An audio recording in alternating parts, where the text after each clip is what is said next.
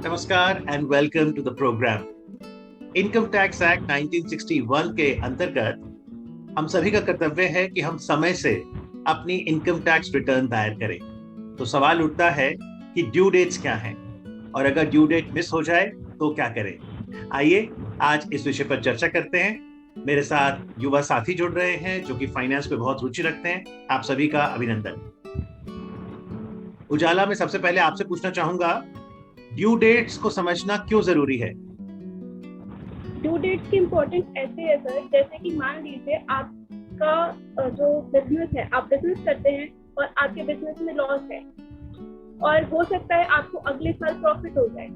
तो इस केस में ये होगा कि अगर आप अपनी आइडिया ड्यू डेट पे फाइल कर रहे हैं तो अगले साल जो आपका प्रॉफिट होगा उस प्रॉफिट को आप इस साल के लॉस के साथ सेट ऑफ कर पाएंगे। अगर आप ऐसा नहीं करते हैं तो आपका लॉस भले ही है लेकिन वो कैरी फॉरवर्ड नहीं हो पाएगा। जी आयुष राज, ड्यू डेट्स क्यों इंपॉर्टेंट है इनकम टैक्स में? क्यों मैं समय से अपनी रिटर्न दायर करूं?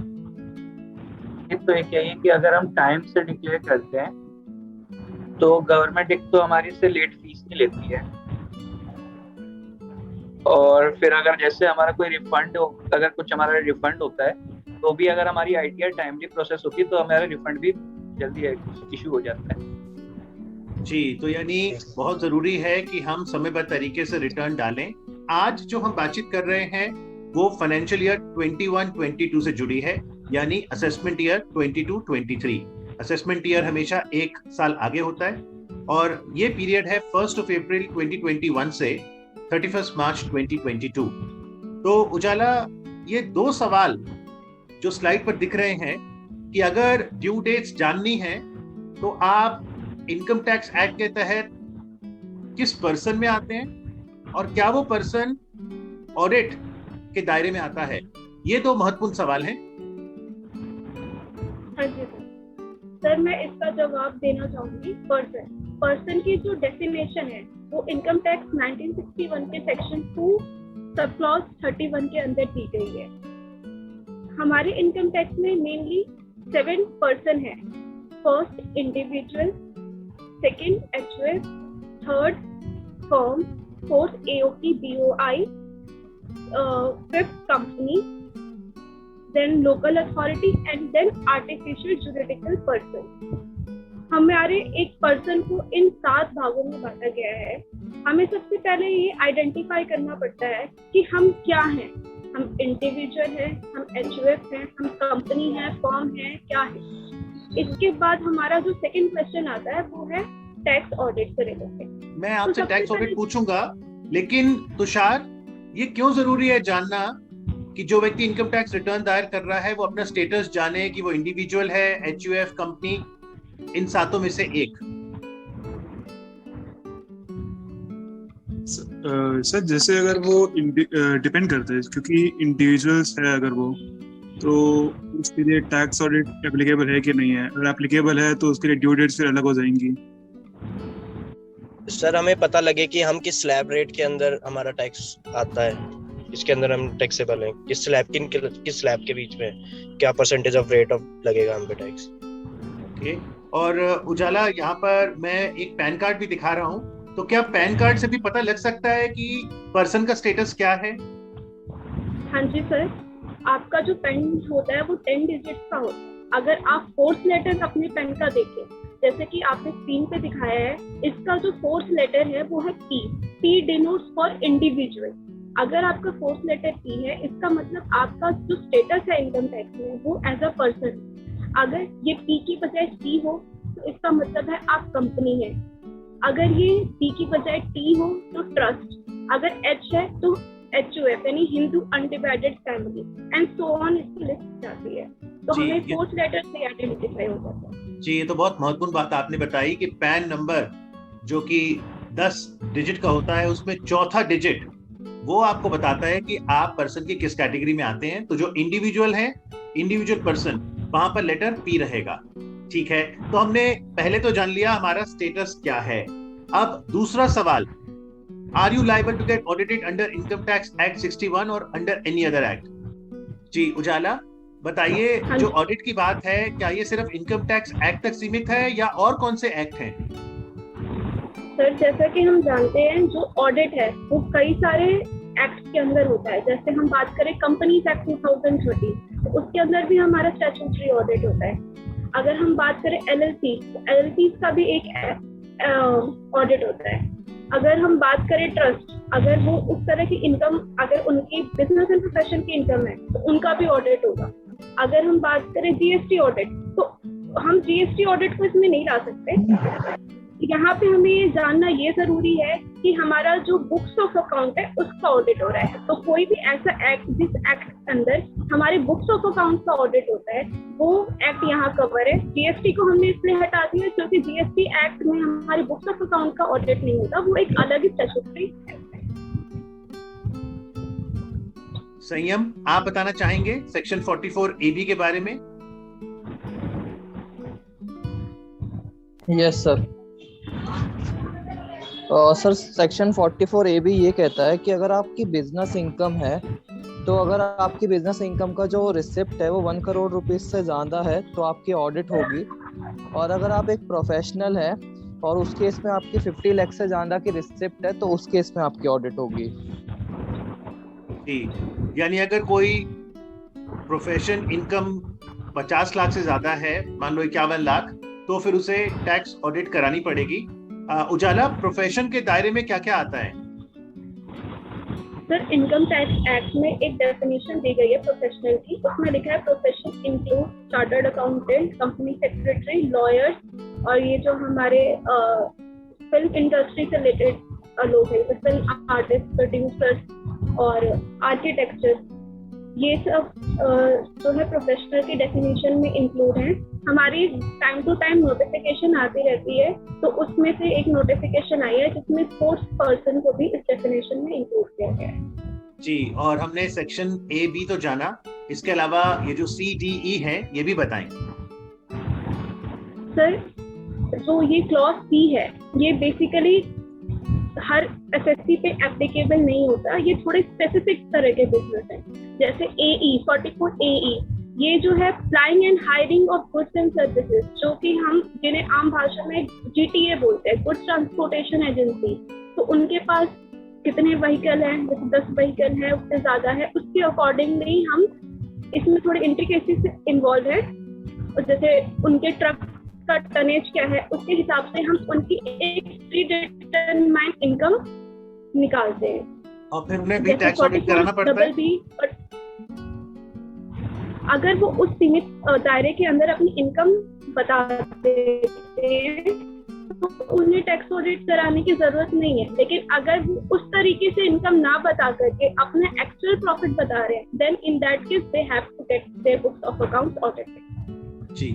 डी है, डी हमने जैसे प्रोफेशन की बात करी तो हमारा जो बी क्लॉज था वो कह रहा था कि आपकी जो रिसीट्स है पूरे फाइनेंशियल ईयर में वो 50 लाख से अगर एक्सीड करती हैं तो आपको टैक्स ऑडिट कराने की जरूरत है। लेकिन जो हमारा क्लॉज डी है उसमें ये कह रहे हैं कि अगर आप जो अपने इनकम आप अपने रिसीट्स के 50% ऑफ इनकम दिखा दे तो आपको उस केस में जो है टैक्स ऑडिट नहीं कराना पड़ेगा। लेकिन इसका केस क्या है, इस बात को सरलता से समझने के लिए ये देखते हैं, अगर हमारा 50 लाख से ऊपर जा रहा है तो इसका मतलब है कि हमारा ऑडिट तो होगा। 50 लाख से कम है और उस केस में हमें एटलीस्ट 50% ऑफ द इनकम को दिखाना पड़ता है। अगर हम 50% ऑफ इनकम नहीं दिखा रहे हैं तो in that case we have to get our books of accounts audited. Suppose अगर हमारी जो टर्नओवर है वो 48 लाख है तो हमें कम से कम 24 लाख है वो अपना प्रॉफिट दिखाना पड़ेगा। अगर हम 24 से कम दिखाना चाहते हैं तो हमें अपना टैक्स ऑडिट कराना है, भले ही हमारा टर्नओवर जो है 50 लाख से कम। जी, तुषार। और हेलो जी सर, वैसे पॉइंट ऐड करना चाह रहा था मैं। जैसे हमने देखा कि 44AB में हमने पढ़ा कि इन केस आपका टर्नओवर 1 करोड़ से ऊपर है तो आपको टैक्स ऑडिट कराना पड़ता है। इसमें एक प्रोविजो भी है हमारे पास, इन केस अगर हमारी gross receipts and gross payments का कैश में है, मतलब cash receipts and cash payments 5% से ऊपर नहीं है, तो हम ये जो 1 करोड़ की लिमिट है ये 5 करोड़ में कन्वर्ट हो जाएगी। तो इन केस आपका टर्नओवर 1 करोड़ से ऊपर भी है लेकिन आपकी cash payments and receipts cash में 5% से भी कम है तो आपको लिमिट 1 करोड़ के बजाय 5 करोड़ एप्लीकेबल हो जाएगी। यानी I आप ये just कह रहे wanted हैं to add तुषार कि डिजिटल ट्रांजैक्शंस अगर कोई बिजनेस कर रहा है तो उसके लिए एक इंसेंटिव है। बिल्कुल बिल्कुल बिल्कुल सही कह रहे हैं। उजाला पॉइंट ई। सर जैसे कि हमने पॉइंट ए में पढ़ा, हमारी जो टर्नओवर है अगर वो 1 करोड़ से ज्यादा है तो हमें टैक्स ऑडिट कराना पड़ेगा। लेकिन जो अगर हम ई का मतलब निकाले तो उसमें ये आता है अगर आप 4480 में कवर हो रहे हैं। 4480 क्या कहता है, अगर आपकी टर्नओवर 2 करोड़ तक है और आप एटलीस्ट 8% या 6% प्रॉफिट दिखा रहे हैं तो आपको टैक्स ऑडिट नहीं कराना। अब 8% उनके केस में है जो कैश और बैंक दोनों में डील कर रहे हैं, और 6% उनके लिए है जिनकी most of the transaction bank के थ्रू हो रही है। तो अगर उस केस में हमारा टर्नओवर 2 करोड़ तक है और हम 8 या 6% प्रॉफिट दिखाते हैं तो हमें टैक्स ऑडिट नहीं कराना, और अगर हम उससे कम दिखा रहे हैं तो हमें अपना टैक्स ऑडिट कराना। एक बार हमने दोनों क्वेश्चंस के आंसर पा लिए कि मेरा पर्सन होने के नाते क्या स्टेटस है और क्या मैं टैक्स ऑडिट के दायरे में आता हूं या नहीं। उसके बाद फिर ड्यू डेट्स क्या हैं? सर इन केस मेरा टैक्स ऑडिट नहीं होता तब तो मेरी ड्यू डेट है 31 जुलाई 2022। इन केस में टैक्स ऑडिट कराना पड़ता है तो मैं सबसे पहले अपनी टैक्स ऑडिट कराऊंगा जिसकी ड्यू डेट होती है जनरली हमारी 30 सितंबर, एंड उसके 1 महीने बाद की मेरी लिमिट होती है ITR की विच इज 31 अक्टूबर 2022। ओके। और आयुष, जो सेक्शन 92E है जो इंटरनेशनल ट्रांजैक्शंस की बात करता है, वहां पर फिर एक और ड्यू डेट सामने आती है। यस सर, इसमें ना बेसिकली जैसे इंपोर्ट एक्सपोर्ट के लिए फॉरेन ट्रांजैक्शन होती है तो उसके लिए फेमा के भी कुछ रूल्स रेगुलेशंस होती हैं, इसलिए हमें इसमें एक्सटेंडेड टाइम लगता है। जी, यानी उजाला हम ये कह सकते हैं कि 3 तारीख है जो असेसीज को जाननी होगी।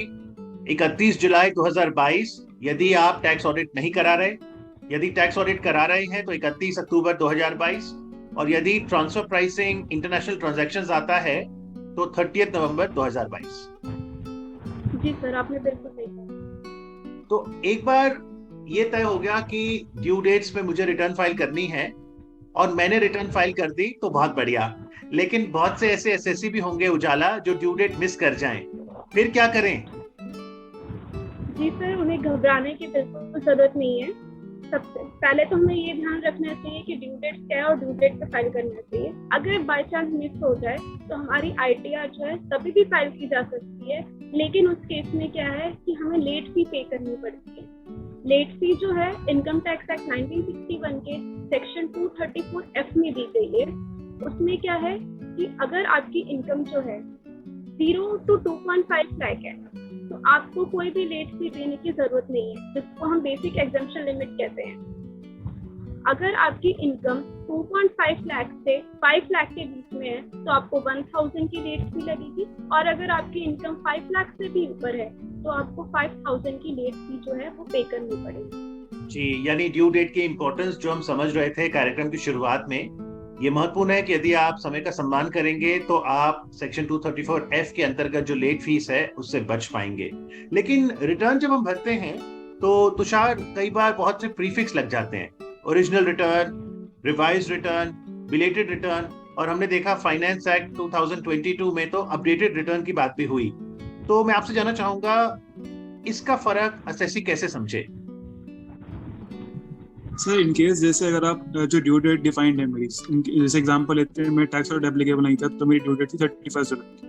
अगर मैं तब तक अपनी रिटर्न फाइल कर देता हूँ तो वो होते मेरी ओरिजिनल रिटर्न। इसको आगे जाके मैं रिवाइज भी कर सकता हूँ, वो मेरे पास ऑप्शन अवेलेबल है। इन केस मैं अपनी ड्यू डेट यानी 31 जुलाई तक रिटर्न नहीं फाइल कर रहा तो जो मैं रिटर्न 31 जुलाई के बाद फाइल करूंगा उसका नाम होगा बिलेटेड रिटर्न। इसमें एसएससी के पास ये ऑप्शन हट जाता है, वो उसको रिवाइज नहीं कर सकता। अपडेटेड रिटर्न का जो फॉर्म नोटिफाई हुआ है ITR-U, वो असेसमेंट ईयर 21-22 के लिए भी एप्लीकेबल है। इसके अंतर्गत क्या है कि अगर हमने अपनी रिटर्न्स नहीं भरी हैं पिछले 2 सालों की तो हम 2 सालों की रिटर्न जो है ड्यू डेट के बाद भी फाइल कर सकते हैं। ये अभी नया प्रोविजन आया है तो अभी इसके बारे में अभी हमें प्रैक्टिकल चैलेंजेस देखे नहीं है, अभी इस पे हमें बहुत काम करना है। जी, और ITR-U जैसा आपने कहा ये एक नया फॉर्म है जो आया है। तो आइए एक एग्जांपल के माध्यम से समझते हैं। आयुष राज, मैं आपसे गुजारिश करूंगा थोड़ा बताइए व्यूअर्स को। हमने एक एग्जांपल लिया है, what happens if the assessee filed income tax return on 31st of July 2022। हम इंडिविजुअल एसएससी की बात कर रहे हैं जिसे टैक्स ऑडिट नहीं लगती। अगर वो 31 जुलाई 2022 को फाइल कर देता है तो क्या ये ओरिजिनल रिटर्न है? यस सर, ये ओरिजिनल रिटर्न कहलाएगी और इसमें कोई लेट फीस नहीं लगेगी? नो सर जी। और समय से दायर करने के उसको फायदे क्या मिलेंगे? अभी जैसे बताया था कि जैसे अगर हम रिलेटेड रिटर्न फाइल करते हैं तो उसमें हम अपने रिटर्न को रिवाइज नहीं कर सकते। तो अगर हम टाइम से पहले रिटर्न फाइल करते हैं तो मान लीजिए अगर हमने बाई चांस में मिस्टेक हो गई या हमने कोई इनकम अपनी डिक्लेयर नहीं करी है तो हम उसे रिवाइज भी कर सकते हैं। ठीक है, तो 31 जुलाई को यदि आप भरते हैं तो वो ओरिजिनल रिटर्न है। अगर उसमें कुदरती कोई गलती हो गई तो आपके पास रिवाइज रिटर्न का भी ऑप्शन है। उजाला, अगर एसएससी 31 जुलाई की ड्यू डेट मिस कर देता है और 1 अगस्त को फाइल करता है, फिर? सर इसमें वही सेक्शन 234F अपना रोल निभाएगा। उसमें क्या है कि 234F में लिखा है अगर आप अपनी ड्यू डेट स्किप कर देते हैं तो उसके बाद जो भी आप रिटर्न भरेंगे उसको आप विद लेट फी फाइल करेंगे, जो कि 1000 और 5000 हो सकती है। ओके तुषार, 1 अगस्त को अगर रिटर्न दायर होती है, क्या ये बिलेटेड रिटर्न होगी? जी सर, जितना मैंने पढ़ा उससे आपसे बिलेटेड रिटर्न मानेंगे उसको। ओके, और इसे रिवाइज नहीं किया जा सकता? जी बिल्कुल, रिवाइज नहीं किया जा सकता इसे। और यही लाभ है कि आप 31 जुलाई तक कर दें। और देखिए, एक दिन आगे बढ़ते हैं तो कई लाभ चले जाते हैं। तो तुषार, अगर एसएससी 31 जुलाई को भी दायर नहीं करता, 1 अगस्त भी मिस हो जाता है और मान लीजिए 1 जनवरी 2023 को करता है, तो क्या कर सकता है? तब क्या होगा? जी सर, वो 1 जनवरी कर सकता है, लेकिन तब जाके उसके ऊपर वो जो फाइनल पेनल्टी वाला क्लॉज मैम बात कर रही थी वो एप्लीकेबल हो जाएगा। तो उसको अगर रिटर्न फाइल करेंगे तो उसे देना पड़ेगा। जी सर।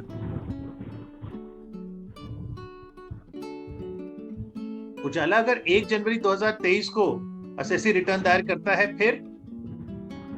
सर अभी पहले क्या होता था, अगर हम 31 मार्च तक अपनी रिटर्न फाइल कर सकते थे असेसमेंट ईयर के, 2 साल से रूल चेंज हो गए और उसमें क्या हुआ है कि हम जो अपनी रिटर्न है वो 31 दिसंबर तक ही फाइल कर सकते हैं। तो हमारे पास ऑप्शन नहीं बचता कि हम जनवरी और मार्च के बीच में रिटर्न फाइल करें।